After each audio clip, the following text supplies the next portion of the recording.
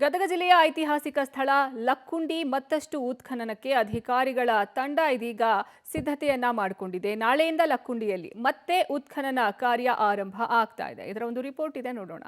ಲಕ್ಕುಂಡಿಯಲ್ಲಿ ನಿಧಿ ಸಿಕ್ಕ ಬೆನ್ನಲ್ಲೇ ಉತ್ಖನನ. 5388 ಚದರ ಅಡಿ ಜಾಗದಲ್ಲಿ ಮತ್ತೆ ಶೋಧ. ಲಕ್ಕುಂಡಿ ಉತ್ಖನನಕ್ಕೆ 25 ಲಕ್ಷ ಬಿಡುಗಡೆ. ಗದಗ ಜಿಲ್ಲೆ ಲಕ್ಕುಂಡಿ ಅಂದ್ರೆ ಅದೊಂದು ಐತಿಹಾಸಿಕ ಸ್ಥಳ. ಇತ್ತೀಚೆಗೆ ಪತ್ತೆಯಾಗಿದ್ದ ನಿಧಿಯೇ ಇದಕ್ಕೆ ಸಾಕ್ಷಿ. 100 ಗ್ರಾಂ ಚಿನ್ನಾಭರಣ ಹವಳ ಪತ್ತೆಯಾದ ಜಾಗದಲ್ಲೇ ಮತ್ತೆ ಶೋಧ ಕಾರ್ಯಕ್ಕೆ ಸರ್ಕಾರ ಮುಂದಾಗಿದೆ.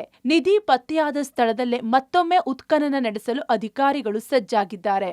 ನಾಳೆಯಿಂದ ಲಕ್ಕುಂಡಿಯಲ್ಲಿ ಮತ್ತೆ ಉತ್ಖನನ ಆರಂಭವಾಗಲಿದೆ. ಐತಿಹಾಸಿಕ ಸ್ಥಳ ಕೋಟೆ ವೀರಭದ್ರೇಶ್ವರ ದೇವಸ್ಥಾನ ಬಳಿ ಉತ್ಖನನ ನಡೆಸಲಾಗುತ್ತದೆ. ಬರೋಬ್ಬರಿ 5388 ಚದರ ಅಡಿ ಜಾಗದಲ್ಲಿ ಉತ್ಖನನ ನಡೆಸಲು ಅಧಿಕಾರಿಗಳು ಅಣಿಯಾಗಿದ್ದಾರೆ.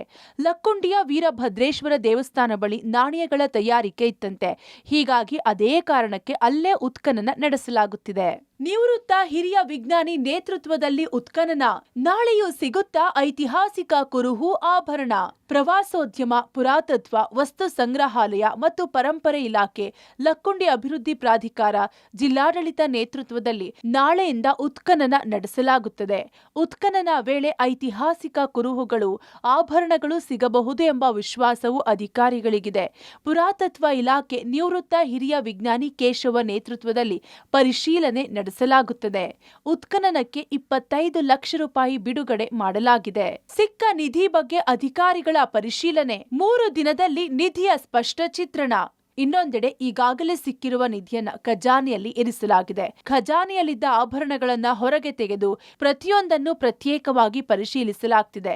ಜಿಲ್ಲಾಧಿಕಾರಿ ನೇತೃತ್ವದಲ್ಲಿ ಕೇಂದ್ರ ಪುರಾತತ್ವ ಇಲಾಖೆ 4 ಜನ ಅಧಿಕಾರಿಗಳ ತಂಡ, ರಾಜ್ಯ ಪುರಾತತ್ವ ಇಲಾಖೆ 4 ಜನರ ತಂಡ, ಲಕ್ಕುಂಡಿ ಅಭಿವೃದ್ಧಿ ಪ್ರಾಧಿಕಾರ ಅಧಿಕಾರಿಗಳ ನೇತೃತ್ವದಲ್ಲಿ ಪರಿಶೀಲನೆ ನಡೆದಿದೆ.